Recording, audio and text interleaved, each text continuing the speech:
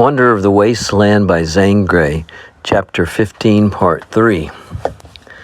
Then let me move your shack across the wash out of danger. This spot is the most forbidding I ever saw. That mountain above us is on the move. The whole cracked slope is sliding like a glacier. It's an avalanche waiting for a jar, a slip, something to start it. The rocks are rolling down all the time. Have I not heard rocks cracking, ringing in the dead of night? She cried, shuddering. Her slender form seemed to draw within itself, and the white, slim hands clenched her gown. Rocks! How I've learned to hate them! These rolling rocks are living things. I've heard them slide and crack, roll and ring, hit the sand with a thump, and then with whistle and thud go by where I lay in the dark. People who live as I have lived know nothing of elements. I had no fear of the desert, nor of Death Valley. I dared it.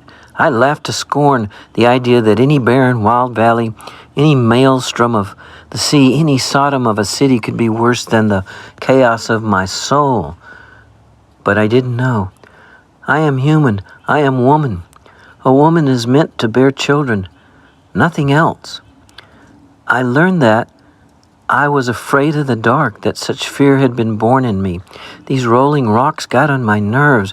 I wait, I listen for them, and I pray then that the silence that became so dreadful. It's insupportable.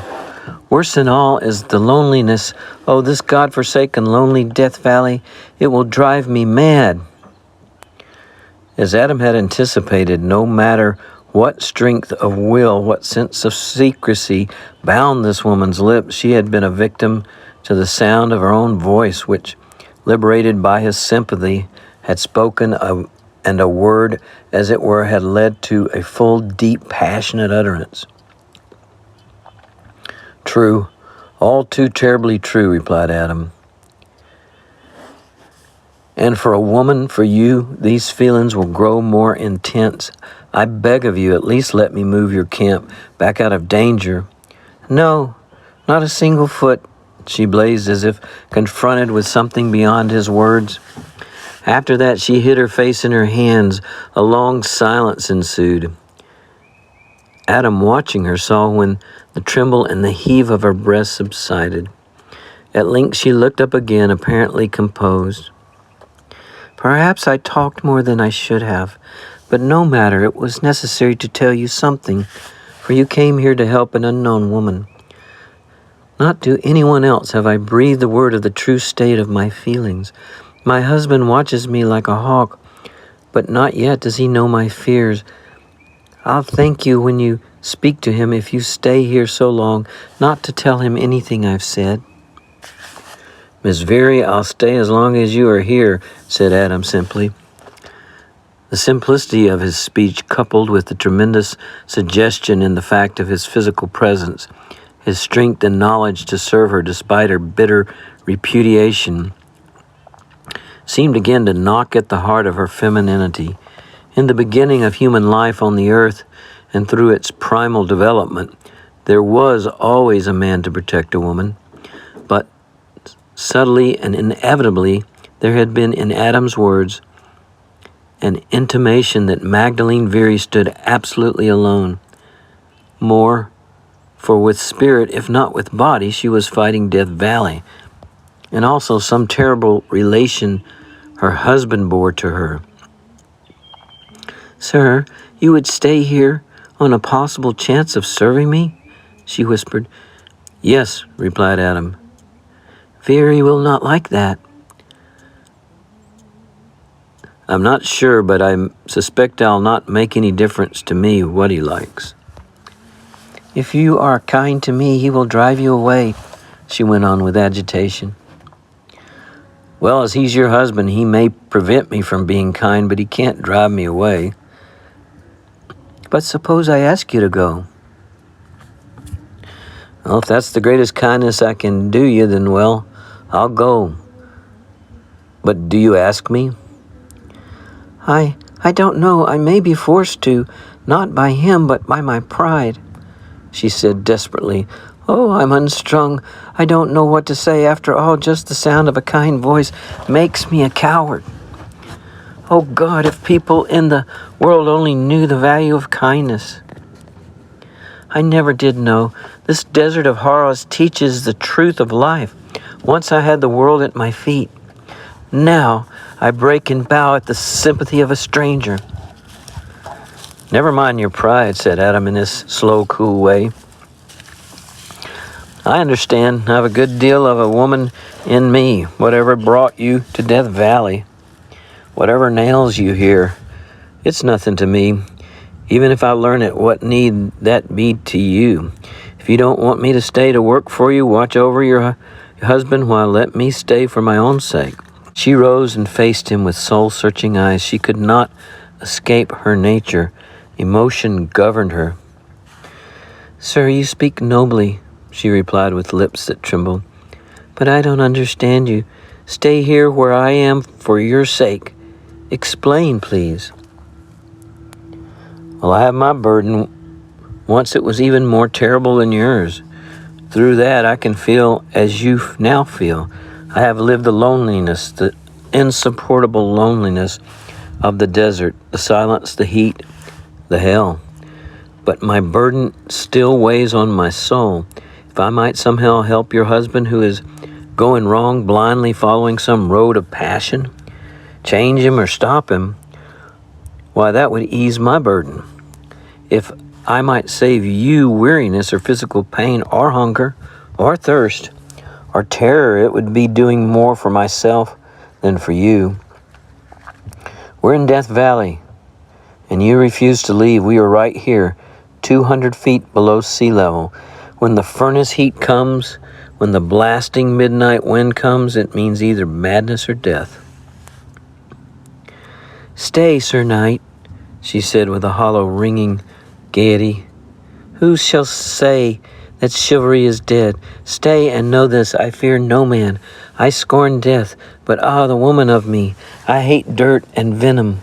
I'm afraid of pain. I suffer agonies even before I'm hurt. I miss so unforgettably the luxuries of life. And lastly, I have a mortal terror of going mad. Spare me that, and you will have my prayers in this world and beyond. Good night. Good night, replied Adam.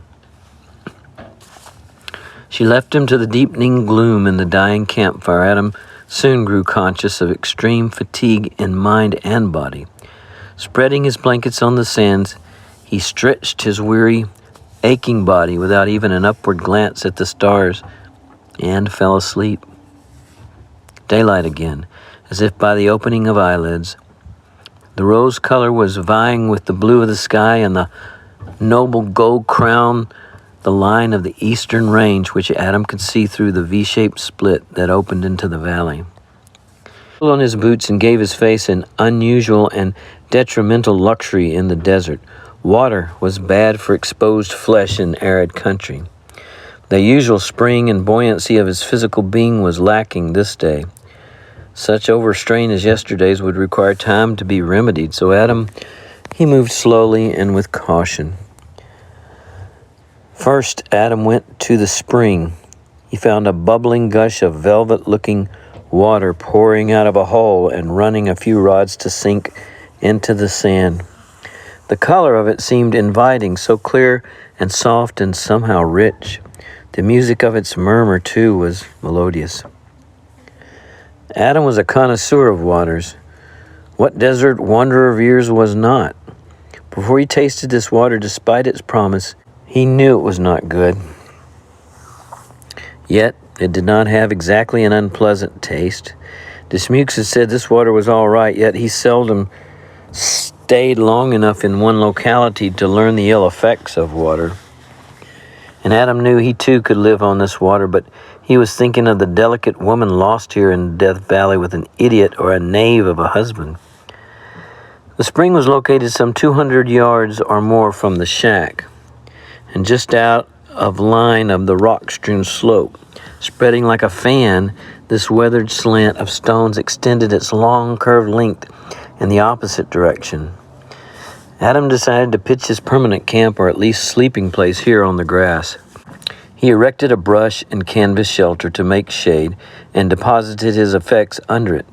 That done, he returned to the shack to cook breakfast. There appeared to be no life in the rude little misshapen hut. Had the man who built it ever been a boy?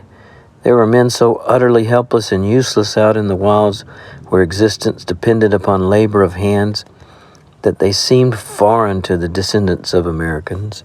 Adam could not but wonder about the man lying in there, though he tried hard to confine his reflections to the woman. He didn't like the situation. Of what avail the strong arm the desert taught fearlessness to survive? If this man and woman had ever possessed instincts to live, to fight, to reproduce their kind, to be of use in the world, they had subverted them to the debasements of sophisticated and selfish existence. The woman loomed big to Adam, and he believed she'd been dragged down by a weak and vicious man. Leisurely, Adam attended to the preparation of breakfast, prolonging the task that always passed swiftly through his hands. "Good morning, Sir Wansville," called a voice with something of mockery in it, yet rich and wistful.